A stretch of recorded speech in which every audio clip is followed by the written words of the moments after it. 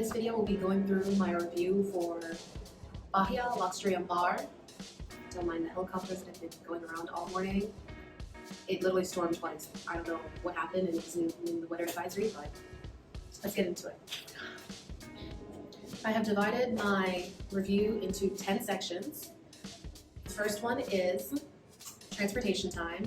I feel as though it was very easy for us to find a taxi that was trustworthy to take us to the resort. I saw on the website that they had people who can transport you from the resort, but I didn't look into it. It was very last minute.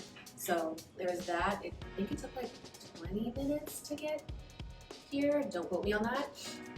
So that was very easy. I'll definitely give it 9 because prior to us even getting to the taxi, they had like the same guy trying to sell us other things and I just wasn't into it after a long flight. Number 2 is the room. The room is pretty clean. The pillows are amazing. The pillows alone, if it was just about the pillows, it would be a 10 out of 10. It's firm. They have a mixture of pillows. One is really firm. Others are in between and like another one's soft. And you get like 4 pillows. Remember we did stay in a double bed room. Correct. So the room alone, I would give it a 7 because the mini bar or mini fridge-ish bar isn't really a bar. It has 2 sodas, 2 bags of chips, and beer. There's no real hard alcohol. I guess if you wanted that, you kind of have to go down to the lobby, to the bar and grab that. So I wish that was in the fridge. Not that I'm an alcoholic or anything, but for those people who don't want to leave their room, it's kind of an inconvenience. Especially if you're not as close to the lobby as we are and you're all the way down closer towards the beach. That'd be like a whole 4-minute walk there and then another 4 back. So it's kind of tedious. I wish that was in here. The bathroom is very cute, it's quaint. Our bathroom was sectioned, so we had a half bathroom with just a toilet and then you can close the door and have privacy, but then you have a clear glass shower and a shower head and then a shower head and then that, right? I don't know how to explain that. Hopefully I can look up the word for it later.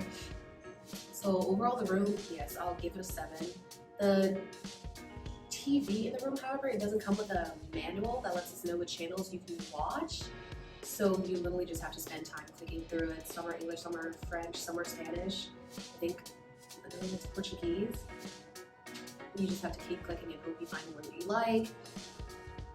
And then it was very easy for us to call down stairs because they had a little note card with an index of where to call.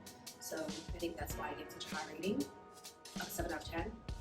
Next is the cleanliness of the entire facility. Our room was pretty clean. They came and they cleaned it every day. However, I don't think they changed the sheets because on our 3rd night, we kind of fell asleep and we had sand on us. And ever since then, I still feel sand in the sheets. So I think they just come in and retuck it. And they didn't actually change the sheets, and I wish they did because I've kind of been sleeping with a little bit of sand, even though I kind of like try to dust it off. So, I don't know, in between and a bit mixy with that, but I don't want it to kind of skew the rest of my review for the place. They are very COVID friendly. They wipe down everything. Every time you go down to the beach, even when you go to the lobby, they always tell you to put on a mask. And make sure you sit 6 feet away from each other, and they also have like 6 feet seats.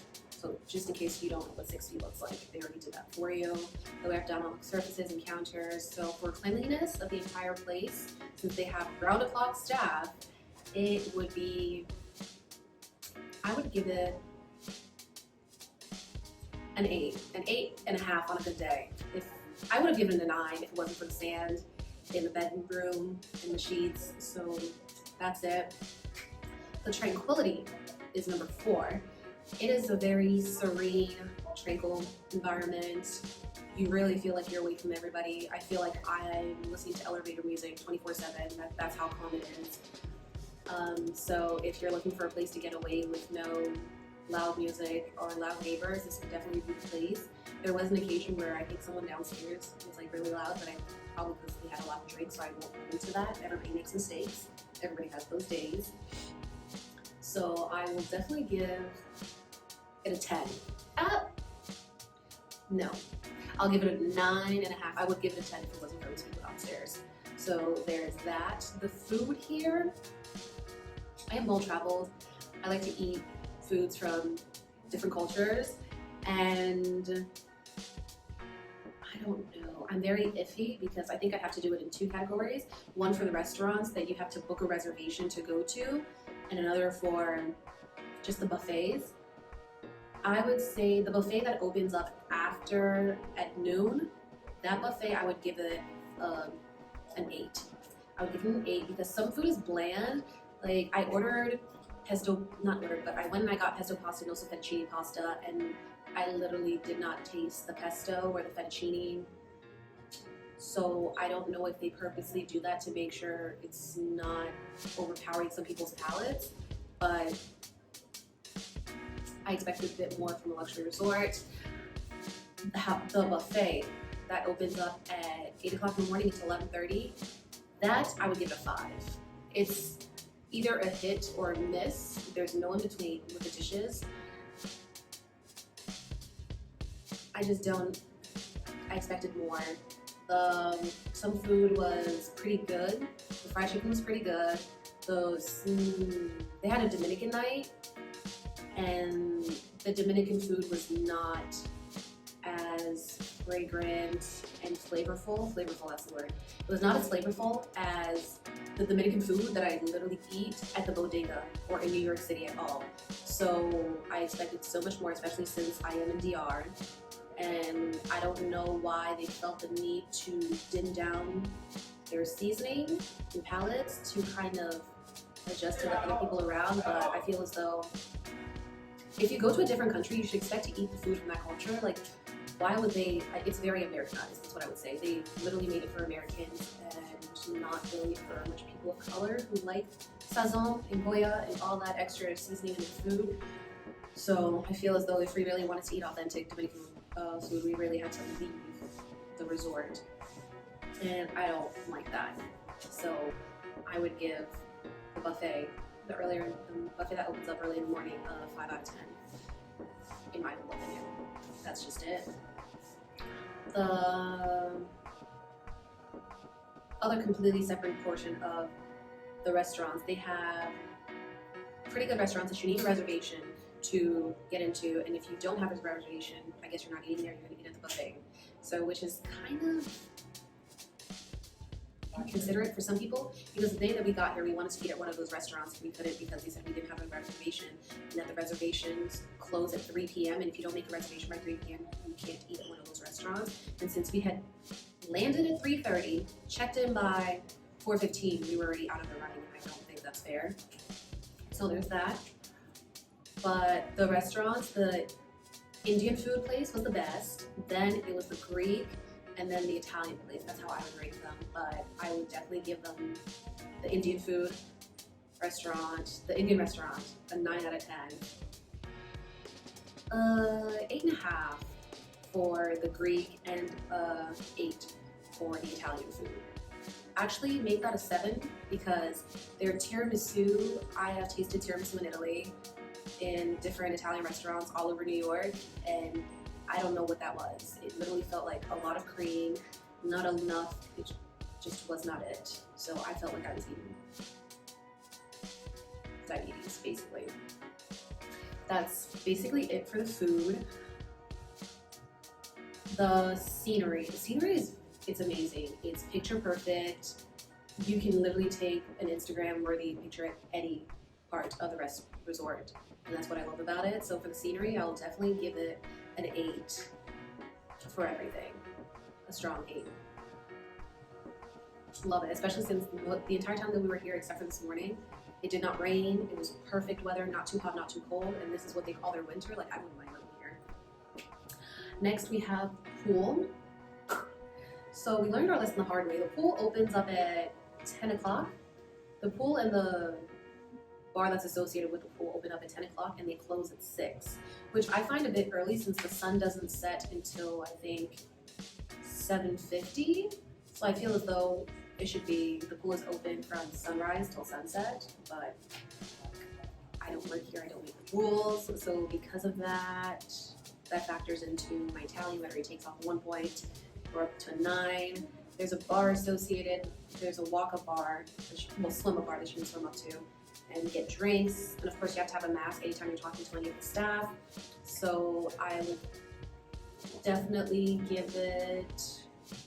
take 0.5 points off for that, because sometimes you can't actually swim up because there's no one in the back. You have to get out of the water, walk around, and then get back in the water. So that's a bit tedious and defeats the purpose of a swim-up bar. So deduct another point for that. This brings us to an 8. The staff definitely always make sure you're okay. So when you're at the pool, and that's why they get an 8 out of 10. So yeah.